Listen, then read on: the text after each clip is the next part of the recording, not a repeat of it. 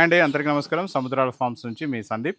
ఈరోజు బెంగుళూరుకి వెళ్తున్నాను. ఎందుకు అంటే బెంగుళూరులో నేను ఒక ఫ్లాట్ కొన్నాను. అపార్ట్మెంట్‌లో ఫ్లాట్ కొన్నాను. ఒక 5 ఇయర్స్ బ్యాక్. సో, ఇప్పుడు నేను అక్కడ ఉండడం లేదు కాబట్టి రెంట్‌కి ఇచ్చేసినాను. ఆ టెనెంట్ ఇప్పుడు పర్టిక్యులర్ టెనెంట్ ఖాళీ చేస్తున్నాడు. కాబట్టి మనం వెళ్ళి అతన్ని మీట్ అయ్యి తనకు అడ్వాన్స్ రీపే చేసేసి మళ్ళీ మనం కీస్ అన్నీ హ్యాండ్ ఓవర్ చేసుకోవాలి. సో, బెంగుళూరులో నేను తీసుకున్నటువంటి అపార్ట్మెంటు ఒకసారి మీకు చూపిస్తామనేటటువంటి ప్రయత్నమే ఇది. ఇంకేం లేదు. నాణానికి ఒకవైపు ఇదైతే ఇంకోవైపు బెంగుళూరు లైఫు. ఇప్పటికైతే ఇంకా ఎప్పటికీ వెళ్ళదలుచుకోలేదు. ఇప్పటికైతే ఈ రోజుటి వరకు నా ప్లాను. ఫ్యూచర్ ఎలా ఉంటుందో చెప్పలేము. కాబట్టి ఇప్పుడు మనం బెంగుళూరుకి వెళ్తూ మాట్లాడుకుంటాము. రండి. ఇప్పుడు నేనేం చేస్తానంటే మా ఫ్లాటు ఇంటీరియర్స్ కానీ అదేవిధంగా ఆ ప్రెమిసెస్ అన్నిటిని నేను యాడ్ చేసి చూపిస్తాను చూడండి. ఇష్యూ అయితే కాదండి.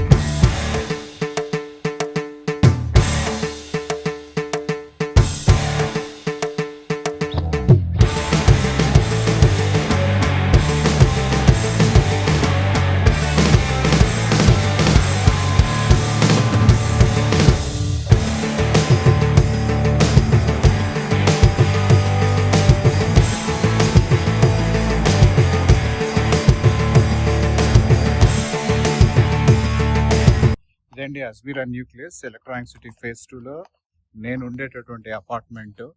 వెరీ మినిమలిస్టిక్, ఒక మిడిల్ క్లాస్ జీవితమే నాది.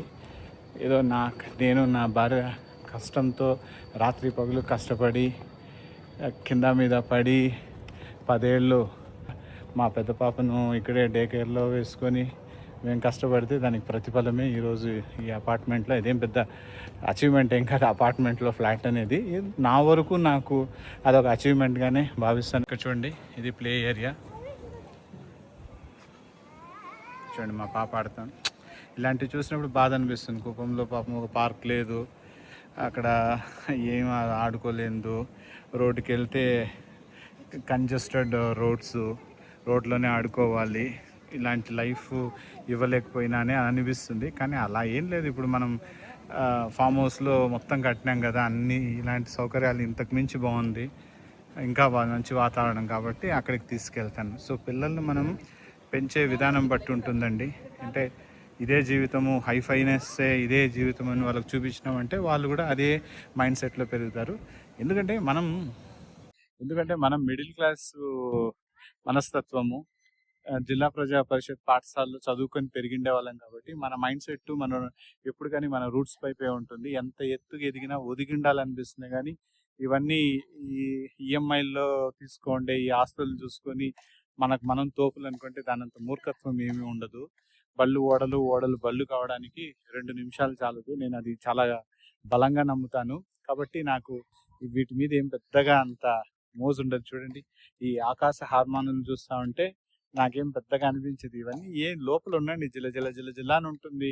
ఎప్పుడు పిల్లలకు, మా పెద్ద పాప ఇక్కడ ఉన్నప్పుడైతే ఎప్పుడు ఇన్ఫెక్షన్స్, కోల్డ్, వీజింగ్, హాస్పిటల్కి పరిగెత్తడము, ఆఫీసులకు పరిగెత్తడము, డే కేర్లో వేసుకొని పోయి ఉద్యోగాలు చేస్తూ ఒకరు ముందుగా వెళ్ళి పికప్ చేసుకొని రావడము, నైట్ వెళ్ళి ఏదో అంత గంజి కాచుకొని వేడి చేసుకొని తిని మళ్ళీ పరిగెత్తడము, ఇదే జీవితం. వీకెండ్ అయితే ఇంకెక్కడంటే అక్కడ పరిగెత్తడము, అయిన చెత్తగట్టి తిని అనవసరమైన హెల్త్ ఇష్యూస్ తెచ్చుకోవడం, ఇదే నా లైఫ్ స్టైల్గా ఉండింది. కానీ నిజమైన జీవితం నేను ఇప్పుడు ఎక్కడ గడుపుతున్నానంటే మన వ్యవసాయ క్షేత్రంలోనే. కాబట్టి నాకు రిగ్రెట్స్ అంటూ ఏం లేదు. చూసినప్పుడు ఏదో కొద్దిగా, నేను మనిషే కదండి, ఉప్పు కారం తినేవాడిని, నాకు కూడా ఎమోషన్స్ ఉంటాయి. అరే ఇలాంటి లైఫ్ మన పిల్లలకి ఇవ్వలేకపోయినా అనిపిస్తుంది. వెంటనే నేనే ఇప్పుడు మీతో నేను చెప్పినట్లు కన్విన్స్ అయిపోతాను. ఏం లేదు, మనం చేస్తూ ఉండేది కరెక్టే, ఈ 40 ఏళ్ళలో మనం చేస్తూ ఉండేది కరెక్టు, ఇదే జీవితము. పిల్లలకు కూడా మనం, అంటే వేరే వాళ్ళని నేను తప్పు పట్టడం లేదు.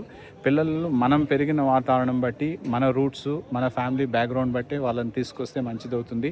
పిల్లల్ని సడన్గా ఇలాంటి ఎన్విరాన్మెంట్లో పెంచేసి వాళ్ళను బిలో పార్గా నువ్వు మైండ్ సెట్ను ట్యూన్ చేసుకో, ఇలా ఉండాలంటే. ఎందుకంటే చుట్టుపక్కల పిల్లలతో ఉంటారు. సో వాళ్ళు ఏ విధంగా ఉంటారో మనం కూడా అదే విధంగా ఉండాలనుకుంటారు. అందరి ఫినాన్షియల్ స్టేటస్ ఒకే రకంగా ఉండదు. నేనైతే చెప్పినాను కదా, పక్కా మిడిల్ క్లాస్ మధ్యతరగతి కుటుంబానికి చెందిన వ్యక్తి. సో కాబట్టి ఆడంబరాలకు, ఆశలకు ఒక హద్దు అనేది ఉండాలి. సో అది జీవితంలో నేను చాలా బాగా నేర్చుకున్నాను. కాబట్టి ఏదో కొద్ది గొప్ప ముందుకెళ్తున్నాను అనమాట. సరే, ఇంకొకసారి నేను కంప్లీట్ ఇప్పుడు వీడియో షేర్ చేస్తాను చూడండి, మన ఇన్సైడ్ ఫ్లాట్ ఏ విధంగా ఉంది, ఇంటీరియర్స్ ఏ విధంగా చేయించినాను అనేది.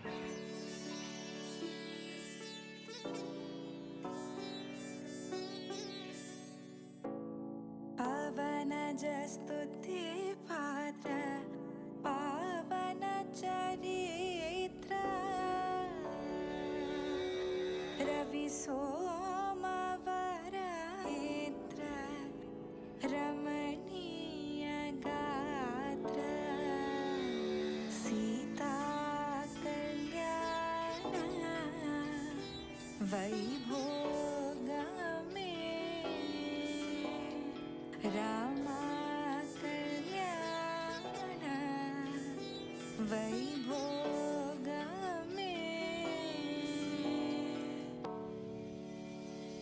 భక్తజన పరిపాల భరిత శరజాల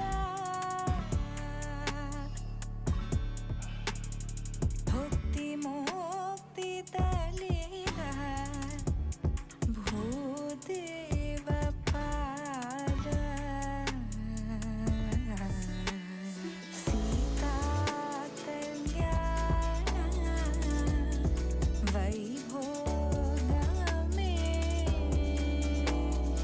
రామా కళ్యాణ వైభోగమే.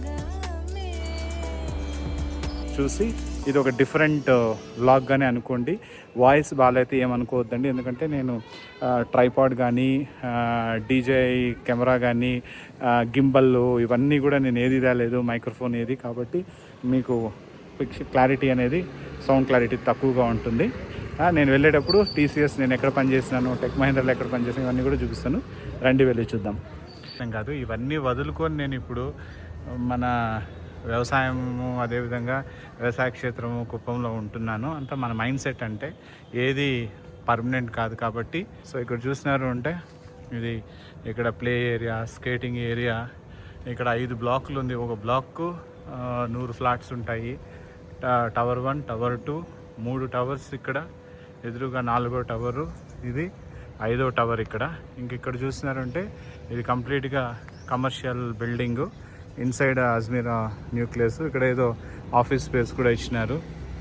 ఇట్లా చూస్తున్నారంటే ఇవన్నీ కూడా ఇక్కడ ఈవినింగ్ టైమ్స్ కూర్చొని మాట్లాడుకోవడానికి, పిల్లలు ఆడుకోవడానికి చాలా బాగుంది. బట్ ఒక పాయింట్ ఆఫ్ వ్యూలో ఏమంటే పిల్లలకి లైఫ్ ఇవ్వలేకపోయినానే అని అనిపిస్తుంది. అయినా మన పరిస్థితులకు, మనకు ఇప్పుడు ఉండే పరిస్థితులకు ఈ ఏరియాలో ఉండడం అనేది మనకు సూటబుల్ కాదు కాబట్టి నేను ఆ నిర్ణయం తీసుకున్నాను.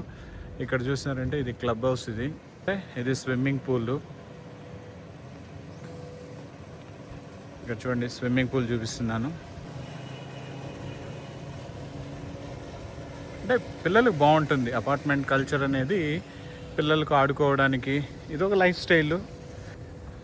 ఇటువైపు అంతా ఇది కమర్షియల్ బిల్డింగ్, చెప్పినాను కదా, ఆఫీస్ స్పేస్కి ఇచ్చినారు. దీంతో ఏదో ఐసిఐసిఐ మళ్ళీ హెచ్ఎస్బిసి ఐటీ వాళ్ళకి ఇచ్చినారు అన్నారు. అది ఎంతవరకు నిజమో తెలియదు మనకు.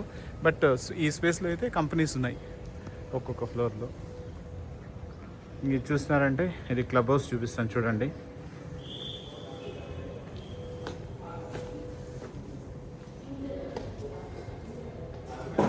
ఇది క్లబ్ హౌస్. ఇంకా లోపలికి వెళ్ళినారంటే పైన ఫ్లోర్స్లో మీకు స్పోర్ట్స్ అన్నీ ఉన్నాయి. ఇప్పుడు టైం లేదు చూపించడానికి.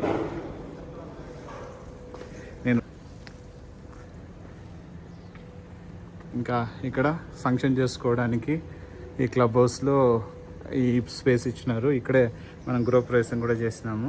ఇంకా అటువైపు వెళ్ళామంటే క్రికెట్ నెట్ ప్రాక్టీస్ చేయడానికి, అదేవిధంగా పార్కింగ్ అన్నీ ఆ పక్క ఉన్నాయి చూడండి. ఇది ఇలా దాదాపు ఎంత అంటే 2 ఎకరాల్లో ఉండేది ఇది ఈ అపార్ట్మెంట్ కంప్లీట్.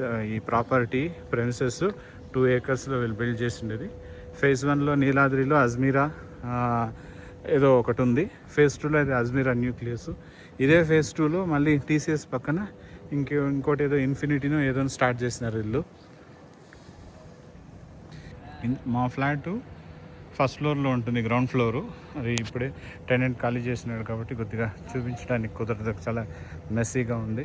అంటే మొత్తం మీకు మై గేట్ యాప్ ఉంటుంది, యాప్లో మీరు ఎంట్రీ ఎగ్జిట్ మొత్తం మీరు పర్మిషన్స్ ఇవ్వాలి. అదేవిధంగా కంప్లీట్ మీకు ఆటోమేటెడ్ సిస్టము, సెక్యూరిటీ చాలా టైటన్గా ఉంటుంది, అన్ని రకాల ఫెసిలిటీస్ ఉంటాయన్నమాట. ఇలా వెళ్ళాలి మన ఫ్లాట్కు. 14 ఫ్లోర్లు.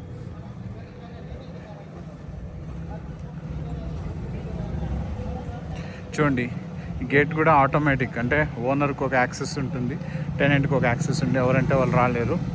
సో ఆటోమేటిక్గా అది ఓపెన్ అవుతూ ఉంటుంది. ఇక చూడండి ఎదురుగా కనిపిస్తుంది చూడండి, ఇదే టెక్ మహీంద్రా. నేను ఇక్కడే ఉండి పనిచేసింది.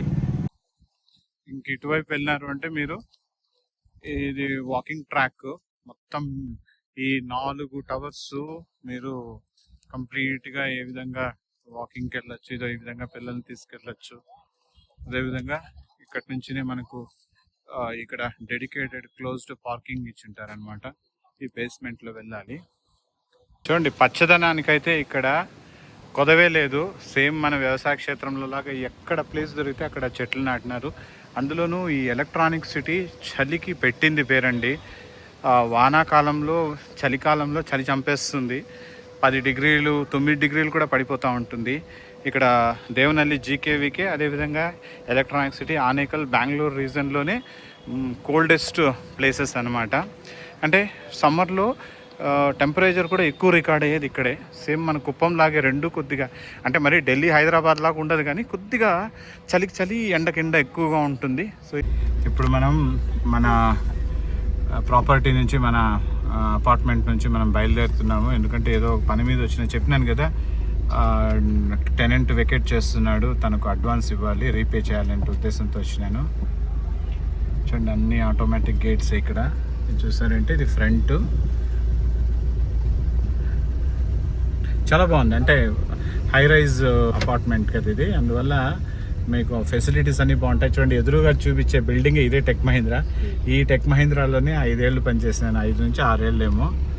ఇంక ఇటువైపు వచ్చినాము అంటే ఎదురుగా టీసీఎస్ చూపిస్తాను చూడండి. నా అదృష్టం, టీసీఎస్లో 6 ఏళ్ళు పనిచేసినాను, వెంటనే జంప్ అయ్యి ఎదురుగానే మళ్ళీ టెక్ మహీంద్రాకి వచ్చేసినాను. గుర్తొస్తుంది పానీపూరి, మసాలా పూరీలన్నీ ఇక్కడ తినుకుంటూ, టీ బ్రేక్స్, లంచ్ బ్రేక్ ఫ్రెండ్స్తో. చూడండి, ఇదే టెక్ మహీంద్రా. చూడండి ఎంత దగ్గర, టెక్ మహీంద్రా పక్కనే టెక్ మహీంద్రా. మళ్ళీ ఐటీ ఇంకొక దిగ్గజం చూడండి, టాటా కన్సల్టెన్సీ సర్వీసెస్.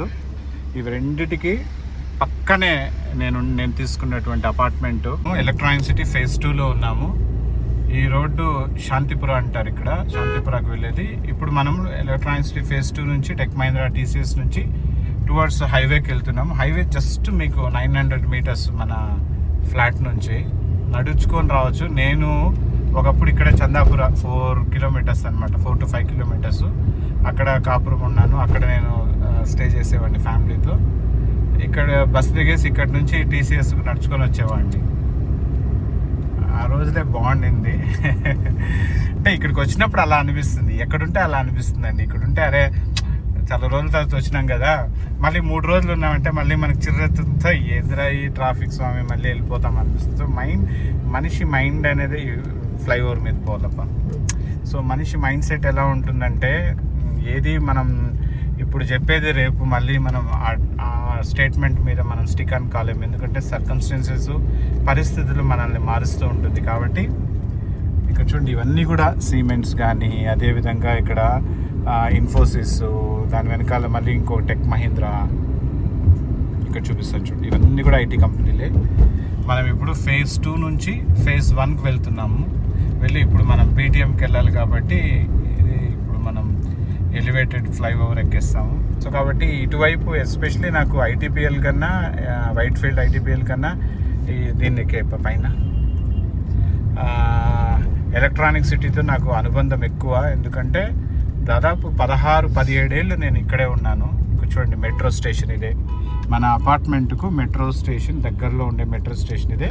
మీతో ఎక్కడ నేను స్కిప్ చేయకుండా మాట్లాడుకొని వచ్చినాను. కేవలం 3 నిమిషాల్లో వచ్చేసినాం మనం ఇక్కడికి. అంటే ఇక్కడి నుంచి ఈ మెట్రో స్టేషన్, ఇక్కడ చూడండి, ఈ మెట్రో స్టేషన్ ఉంది కదా, ఇది ఎలక్ట్రానిక్ సిటీ మెట్రో స్టేషన్ అంటారు. ఈ మధ్య ఎల్లో లైన్ అన్నారు, ఈ మధ్య స్టార్ట్ అయింది ఒక 3 months బ్యాక్. ఇక్కడ నుంచి మనకు 900 మీటర్ల దూరంలోనే మన అపార్ట్మెంటు. ఇప్పుడు మనం వెళ్తుండేది ఎలివేటెడ్ ఫ్లైఓవర్. అంటే ఈ ఫ్లైఓవర్ ఎక్కినామంటే నేరుకు మనం సిల్క్ బోర్డర్కి వెళ్ళిపోతాం. మనం చూపిస్తాను చూడండి. ఇప్పుడు ఈ ఫ్లైఓవర్ మనము ఎక్కబోతున్నాము. ఎక్కినామంటే నేరుకు సిల్క్ బోర్డ్కి వెళ్తాము. 7 కిలోమీటర్స్, నాకు తెలిసి ఒక 8 to 9 కిలోమీటర్స్ ఉంటుంది అనుకుంటున్నాను. తప్పైతే ప్లీజ్ కరెక్ట్ మీ.